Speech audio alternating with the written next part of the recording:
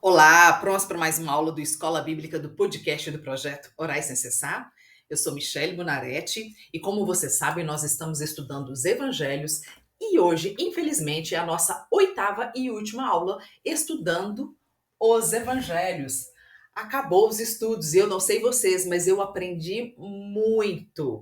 Adorei as aulas. Foi muita coisa muita dúvida que foi tirada, pelo menos de mim. Muita coisa que eu não sabia, não entendia, foram esclarecidas. Espero que vocês tenham tido o mesmo sentimento que eu, que tiveram a mesma conclusão que eu tive. Continuando a nossa aula, encerrando a nossa aula, né, dos evangelhos, é, nós vimos, por exemplo, na aula passada, o fechamento do livro de João. Terminamos, né, o último capítulo do livro de João. É, eu ainda fiz uma pequena conclusão, comparei de novo os 4 evangelhos, né? O que cada um, para quem ele escrevia, qual que era a figura que cada um representava. É, ainda fiz o agrupamento, né? Como foi feito o agrupamento dos evangelhos lá na época da igreja primitiva, como começou a chegar esse estudo, né? Essas cartas na mão das pessoas. Hoje, para finalizar a nossa aula, a gente vai ver essas características dos evangelhos sinóticos, né? Dos 3 primeiros evangelhos, Mateus, Marcos e Lucas. Ainda vamos ver as características exclusivas do evangelho de João. E, claro, vamos falar no geral qual é a esperança dos evangelhos, né? Qual é a esperança que o Senhor Jesus, que os seus discípulos nos trazem ao escreverem, né? Ao deixar as cartas dos evangelhos para nós. Bem, falando agora sobre os 3 primeiros evangelhos, chamados, né, de sinóticos, nós já vimos uma introdução explicando o que é sinótico, né? São livros escritos com a mesma característica, com o mesmo tema, abordando o mesmo assunto. Como nós vimos, né, lá naquele resumo da última aula, uma das características é demonstrada no Evangelho de Mateus é o interesse pelo povo judaico, né? Eu falei que Mateus escreve para os judeus, é demonstrar no seu livro a majestade de Jesus, que ele era tão somente o Messias, o rei de Israel, né? Mas além de mostrar que ele era o Messias e o rei de Israel, Mateus também demonstra lá nos seus escritos, no seu livro, Jesus como nosso rei, hoje e para sempre. Mateus também demonstra o interesse pela igreja, pois ele é o único do sinótico dos 3 primeiros evangelhos que destaca, que usa essa palavra igreja. Mateus fala assim: também eu te digo que tu és Pedro, e sobre essa pedra edificarei a minha igreja, e as portas do inferno não prevalecerão contra ela. Contra quem? Contra a igreja. Outro exemplo, né, que Mateus dá, está no capítulo 18, e ele fala assim: se ele te ouvir, ganhaste a teu irmão. Se, porém, não te ouvir, torna ainda contigo uma ou duas testemunhas, pessoas, né, para que, pelo depoimento de 2 ou 3 testemunhas, toda palavra se estabeleça. E se ele não os atender, diz-o à igreja. E se recusar ouvir também a igreja, considera-o como gentio e publicano. Então, Mateus dá ali a ênfase também na igreja de Cristo, né? Na igreja do Senhor. Porque quando Mateus foi escrito, a igreja já estava organizada, já era um organismo, uma organização, né? A igreja já havia se tornado, de fato, né, um fato dominante ali na vida dos crentes, né? Já havia os encontros, as reuniões, já tinha se estabelecido. Então, Mateus também se mostra interessado, né, nas profecias de Jesus, sobre a segunda vinda. A gente vê, por exemplo, em Mateus, né? Ele destaca com bastante detalhes a sua segunda vinda, o fim do mundo, o juízo final. No capítulo 24, me parece, né? No capítulo 24 do livro de Mateus, ele é bem detalhista, né, sobre esses acontecimentos entre os evangelhos. Nos outros dois eles também falam, mas Mateus dá uma ênfase maior, falando sobre os eventos dos finais dos tempos, o fim da presente era. É, também no livro de Mateus, as parábolas, né, são tem algumas que são particulares, exclusivas do seu livro. Como, por exemplo, as duas parábolas que retratam a igreja, porque todas as outras parábolas, nos sinóticos, né, o Senhor Jesus faz uma comparação do que é o reino dos céus. Ele chama as pessoas, né, para aceitar, mas apenas Mateus ele fala de duas parábolas de quando a igreja já está constituída, que é a parábola dos talentos e das 10 virgens. Quando você lê a parábola dos talentos, né, ele fala de pessoas que estão já dentro da igreja, que recebem ali um talento, que já recebe ali a sua comissão, aquilo que ele tem que fazer para o reino de Deus, e não fez, né? Um recebe 10, outro 5, e um recebe 1, e este um não faz nada com aquilo que ele recebeu, né? Chamando ele de servo inútil. E a parábola das 10 virgens, ele compara 10, né, 10 virgens dentro da igreja, porque ela fala que elas estavam esperando a volta do Senhor. Então essas duas parábolas, elas retratam a igreja. E Mateus que deu ênfase nessas duas parábolas. E ainda no capítulo 25, Mateus ainda fala um pouco sobre a vida e o castigo eterno, que também é exclusiva dele. Já Marcos, como a gente já viu, ele traça um perfil de Jesus de maneira simples e realista, como eu já tinha dito, ele é mais conciso, né? É o menor dos evangelhos, me parece que são só 16 capítulos, demonstrando Jesus que ele não era apenas homem, mas ele era o próprio Deus entre nós, os homens, operando maravilhas, impactando, né, com as suas palavras, como nós vimos, né?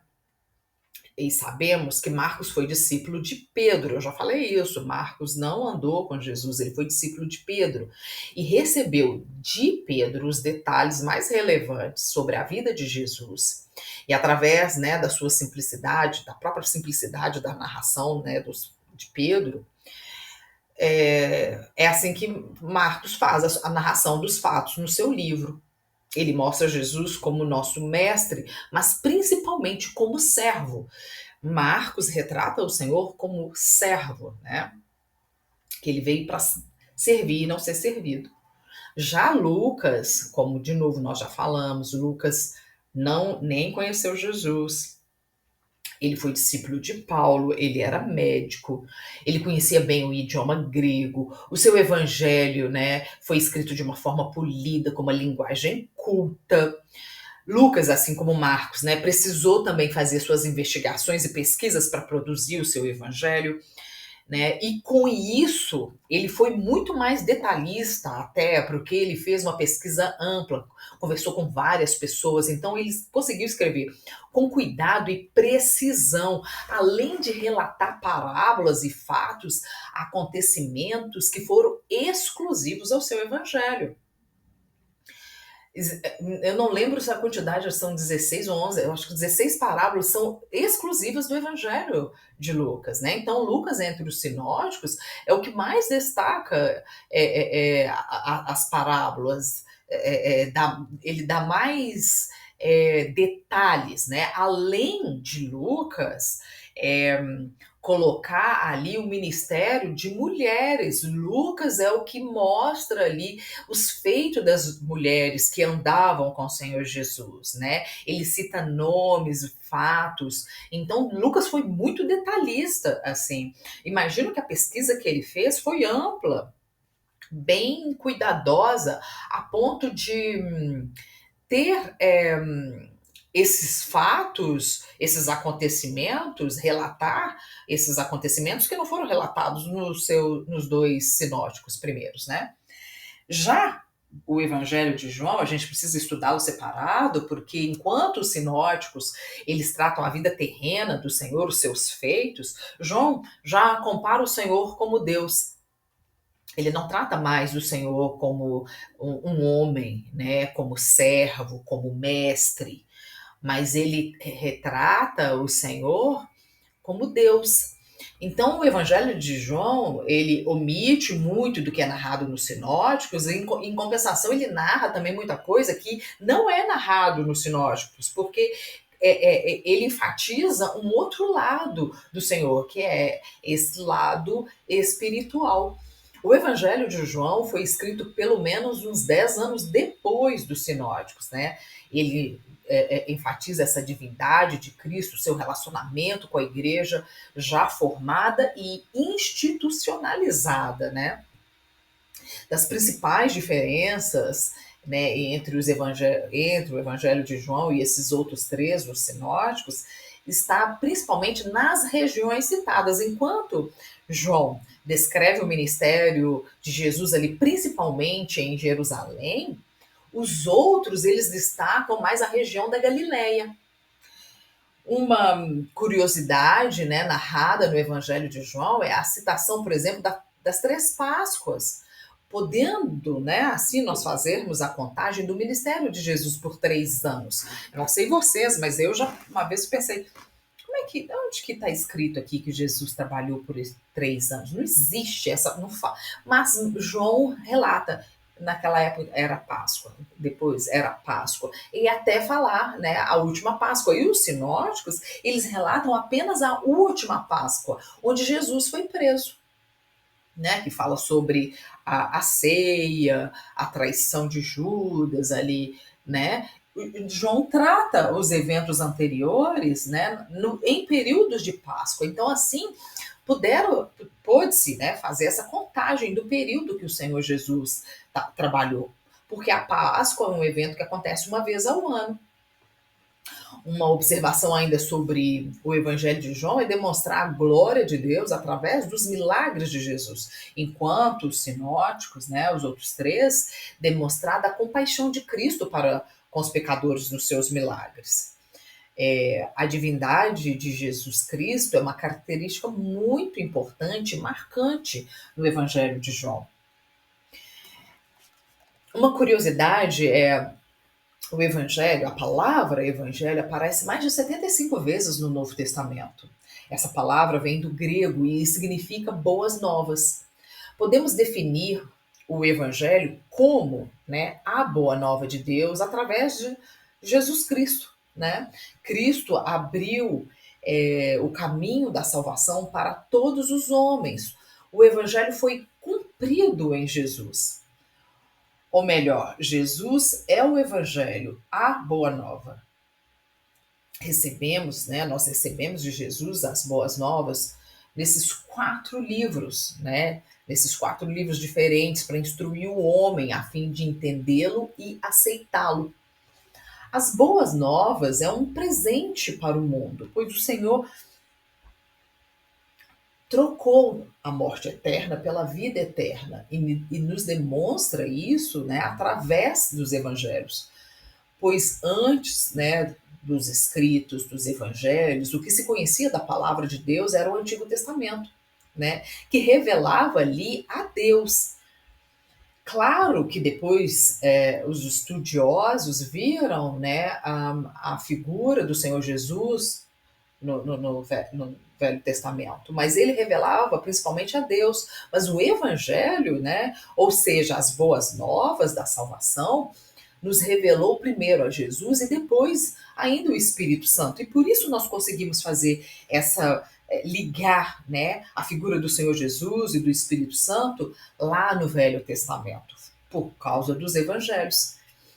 Sobre alguns aspectos referente aos evangelhos, nós podemos concordar com o apóstolo Paulo, que disse que o evangelho é o evangelho de Deus, ou seja, ele é proveniente de Deus. Paulo usa a palavra, né, falando assim: Paulo, servo de Jesus Cristo, chamado para ser apóstolo, separado para o evangelho de Deus.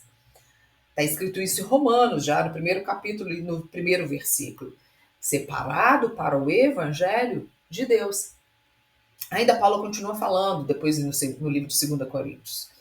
Cometi eu, porventura, algum pecado pelo fato de viver humildemente para que fosseis vós exaltados, visto que gratuitamente vos anunciei o evangelho de Deus. Ainda Paulo, né, também lá no livro de 1 Tessalonicenses 2, ele fala a mesma coisa, mas apesar de maltratados e ultrajados em Filipos, como é do vosso conhecimento, tivemos ousadia, confiança em nosso Deus para vos anunciar o evangelho de Deus em meio a muita luta.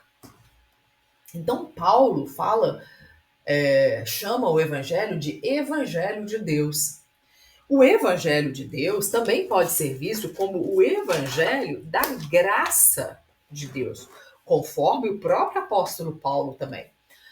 Ele diz assim: pois em nada considero a vida preciosa para mim mesmo, contanto que complete a minha carreira e o ministério que recebi do Senhor Jesus para testemunhar o evangelho da graça de Deus. Então, Paulo fala que o evangelho é de Deus e o evangelho da graça de Deus. Ele ainda continua falando. Além de dizermos que o evangelho são de Deus e proveniente da sua graça, né, no próprio evangelho de Mateus, ele é referido também como o evangelho do rei, que fala acerca do reino de Deus. O próprio Senhor Jesus percorria a Palestina, né, pregando o evangelho do reino, como está escrito no livro de Mateus, no capítulo 24, que a gente fala sobre os finais dos tempos. E será pregado este evangelho do reino, por todo o mundo, para testemunho a todas as nações. Então virá o fim. Então, Paulo chama de evangelho de Deus, evangelho da graça, e Jesus chama evangelho do reino. O evangelho, ele é triunfante, vitorioso. É aquele que esmaga a cabeça da serpente. As boas novas falam da exaltação de Deus como a cabeça de todas as coisas, quanto à sua igreja. Esse evangelho brilha agora e brilhará ainda no futuro, quando o Senhor ainda revelará muito que ainda está para ser revelado. Quando o diabo definitivamente será derrotado para sempre e Cristo subjugará todos os poderes, principados, potestades. Amém. E reinará eternamente. Estas boas novas, elas resplandecem a fim de exaltar a glória de Deus. O evangelho é tudo isso e muito mais. Por ele alcançamos a salvação. Agora o nosso dever é compartilhar com aqueles que nós conhecemos, né? Amigos, vizinhos, parentes, conhecidos, estados, continentes, as boas novas de Deus. Jesus é o Salvador do mundo. E como disse Paulo, essa palavra é fiel, digna de toda aceitação, que Cristo Jesus veio ao mundo para salvar os pecadores, dos quais eu sou o principal. Nós podemos dizer a mesma coisa. Veio salvar os pecadores, dos quais eu sou também a principal. Você também é o principal. Devemos ter essa reconhecimento que precisamos da graça do Senhor. E depois de falarmos dos evangelhos, vamos ver então qual é então a esperança, né, que o Senhor Jesus nos dá através desses escritos, né, através dos evangelhos. Infelizmente, para terminar o nosso estudo, né, dos evangelhos, vamos agora então analisar qual é a maior promessa feita nos evangelhos, qual é a esperança que Cristo nos dá através deles, né, dos evangelhos. Nas páginas dos evangelhos, nós encontramos as promessas de Jesus que falam da esperança. Já no livro de Mateus, logo no início, no capítulo 5, lá no sermão profético, né, Jesus fala da grande tribulação e dos horrores que acontecerão nela. Mas ele promete bênçãos gloriosas àqueles que permanecerem fiéis, né? Quando ele fala nas bem-aventuranças, porque ele fala, mas quem perseverar até o fim, esse será salvo. E ele enviará os seus anjos, aleluia, e ajuntará os seus escolhidos desde os quatro ventos da extremidade da terra até a extremidade do céu. Amém. Então dirá o rei aos que estiverem à sua direita: vinde, benditos de meu pai, possuí a herança, o reino que vos está preparado desde a fundação do mundo. E então verão vir o Filho do Homem numa nuvem, com poder e grande glória. Não vos deixarei órfãos, voltarei para vós. Essas são as palavras, as promessas, né? As palavras de esperança que o Senhor Jesus nos dá, nos deixa nos seus evangelhos. O Senhor Jesus veio ao mundo para trazer a salvação. Ele preparou os seus 12 homens, né, os seus 12 discípulos ou apóstolos, para continuar a sua obra. Ainda que ele teve que subir ao Pai, ele não deixou os seus discípulos órfãos, mas prometeu que estaria com eles na pessoa do Espírito Santo e, claro, conosco, dando-lhes força e unção para a obra que os destinou. Obra essa que também passou a nós, né? Muito nos primórdios da igreja, na Palestina, e nos vizinhos, né, na sua circunvizinhança, pensaram que Jesus voltaria durante aquele tempo. Quantos, né, já não pensaram? Nós mesmos, quantas vezes nós não pensamos? Nos séculos que se seguiram, logo depois, havia sempre alguns que pensavam que era a época, a sua época era a época escolhida por Deus para o retorno, né, do seu filho, de Jesus. Porém, a Bíblia nos diz que nós não sabemos quando Cristo voltará, mas que devemos orar e vigiar. De fato, nos nossos dias, né, nesses dias em que vivemos, os sinais na terra e nos céus multiplicam-se e apontam para esse regresso do Senhor, para essa volta do Senhor. Hoje parece que temos mais se cumpriu, né, mais todas as promessas feitas antes da volta do Senhor. Nós que vivemos, né, nesse presente século também temos Jesus conosco. Não somente a sua paz, graça, o seu amor, mas principalmente as suas promessas.